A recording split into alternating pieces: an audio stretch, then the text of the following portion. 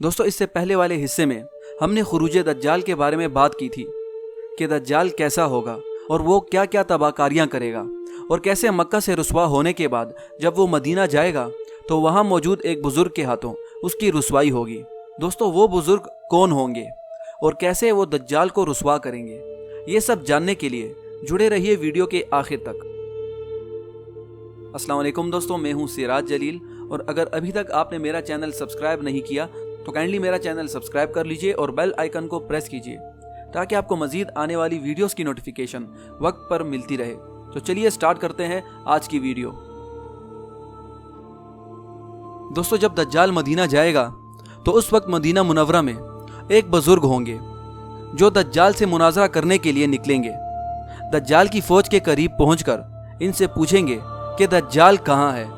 دجال کے بندے ان بزرگ کی گفتگو کو خلاف ادب سمجھ کر ان کو قتل کرنے کا ارادہ کریں گے، جس پر وہ بزرگ فرمائیں گے کہ کیا تمہیں معلوم نہیں کہ ہمارے خدا اور تمہارے خدا دجال نے منع کیا ہے کہ کسی کو بغیر اجازت کے قتل نہ کرنا۔ جس پر دجال کے بندے دجال کے سامنے جا کر بیان کریں گے کہ ایک گستاخ شخص آیا ہے اور آپ کی خدمت میں حاضر ہونا چاہتا ہے۔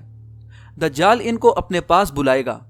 جب وہ بزرگ دجال کے چہرے کو دیکھیں گے تو فرمائیں گے کہ میں نے تجھے پہچان لیا، تو وہی دجال ملعون ہے جس کی پیغمبر خدا صلی اللہ علیہ وسلم نے خبر دی تھی اور تیری گمراہی کی حقیقت بیان فرمائی تھی۔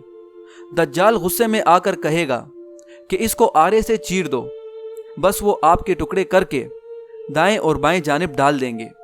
پھر دجال خود ان دونوں ٹکڑوں کے درمیان سے نکل کر لوگوں سے کہے گا کہ اگر میں اس مردے کو زندہ کر دوں تو تم میری خدائی پر پورا یقین کرو گے؟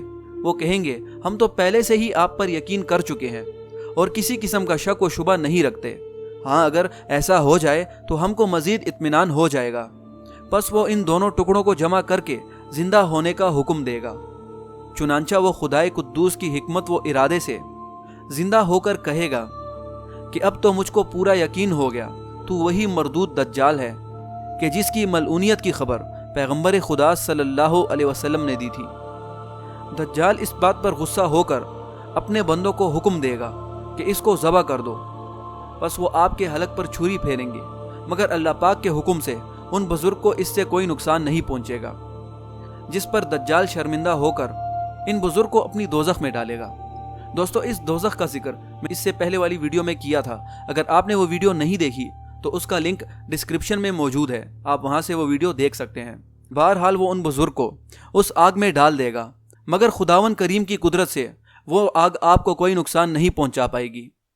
دوستو اس کے بعد دجال کسی بھی مردہ کو زندہ کرنے کی قدرت کھو دے گا اور یہاں سے شرمندہ ہو کر ملک شام کی جانب روانہ ہو جائے گا۔ دجال کے دمشق پہنچنے سے پہلے ہی حضرت امام مہدی علیہ السلام دمشق پہنچ جائیں گے اور جنگ کی تیاری اور فوج کو ترتیب دے چکے ہوں گے۔ جنگ کا ساز و سامان و آلات تقسیم ہوں گے کہ مؤذن عصر کی اذان دے گا۔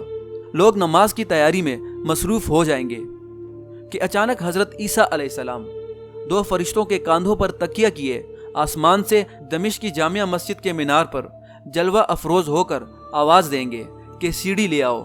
پس سیڑھی حاضر کر دی جائے گی۔ آپ اس سیڑھی کے ذریعے نیچے اتر کر حضرت امام مہدی علیہ السلام سے ملاقات فرمائیں گے۔ حضرت عیسیٰ علیہ السلام سے ملنے پر حضرت امام مہدی علیہ السلام کافی خوش ہوں گے اور فرمائیں گے کہ اے اللہ کے نبی آپ امامت کیجئے، جس پر حضرت عیسیٰ علیہ السلام فرمائیں گے کہ امامت تم ہی کرو۔ لہٰذا حضرت امام مہدی علیہ السلام نماز پڑھائیں گے۔ دوستو اس کے بعد حضرت امام مہدی علیہ السلام حضرت عیسیٰ علیہ السلام سے کہیں گے کہ اے اللہ کے نبی اب لشکر کا انتظام آپ کے سپرد ہے، جس طرح چاہیں انجام دیں۔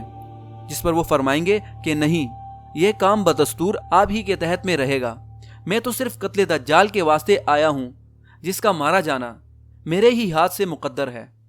اس کے بعد رات کافی امن و امان کے ساتھ گزرے گی اور اگلی صبح امام مہدی علیہ السلام فوج کو لے کر میدان کی طرف تشریف لے جائیں گے۔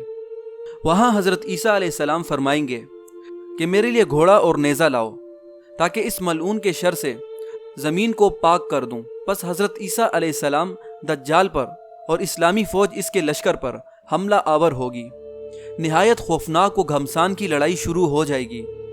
اس وقت دم عیسوی کی یہ خاصیت ہوگی کہ جہاں تک آپ کی نظر کی رسائی ہوگی اور جہاں تک آپ کا سانس پہنچے گا وہیں تک لوگ نیست و نابود ہو جایا کریں گے۔ دجال آپ کے مقابلے سے بھاگے گا، لہٰذا آپ اس کا تعاقب کریں گے اور نیزے سے اس کا کام تمام کر کے لوگوں پر اس کی ہلاکت کا اظہار کریں گے۔ دوستو، کہا جاتا ہے کہ اس وقت اگر حضرت عیسیٰ علیہ السلام دجال کے قتل میں اجرت نہ بھی کرتے تو بھی وہ آپ کی سانس لینے سے اس طرح پگھل جاتا جیسے پانی میں نمک پگھلتا ہے۔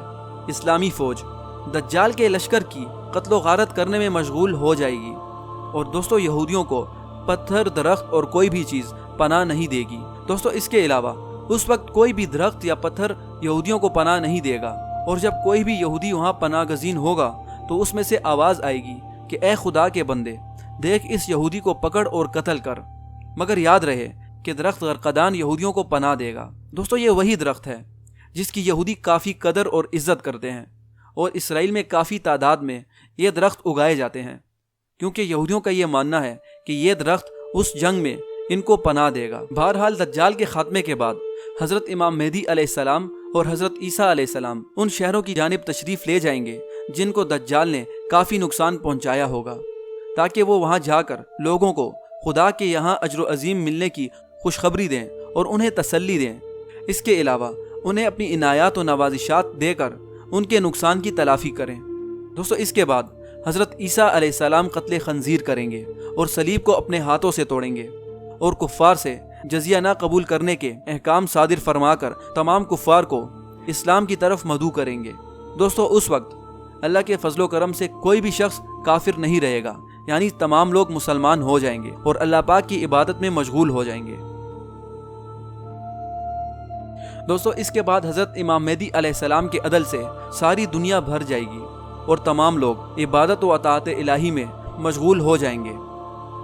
دوستو، اس طرح حضرت امام مہدی علیہ السلام کی 9 سال کی خلافت کے بعد 49 سال کی عمر میں آپ کا وصال ہو جائے گا، جس کے بعد حضرت عیسیٰ علیہ السلام آپ کے جنازے کی نماز پڑھا کر آپ کو دفن فرمائیں گے۔ اس کے بعد تمام چھوٹے بڑے انتظامات حضرت عیسیٰ علیہ السلام کے ہاتھ میں آ جائیں گے۔ تمام مخلوق نہایت امن و امان کے ساتھ زندگی بسر کرنے لگ جائے گی کہ اس وقت خدا کی طرف سے آپ پر وحی نازل ہوگی کہ میں آپ کے بندوں میں سے ایسے طاقتور بندوں کو ظاہر کرنے والا ہوں کہ دنیا میں موجود کوئی بھی شخص ان کا مقابلہ نہیں کر سکتا۔ پس میرے بندوں کو کوہ طور پر لے جاؤ تاکہ وہاں ان کو پناہ ملے۔ دوستو، یہاں سے یاجوج ماجوج کا خروج شروع ہوگا۔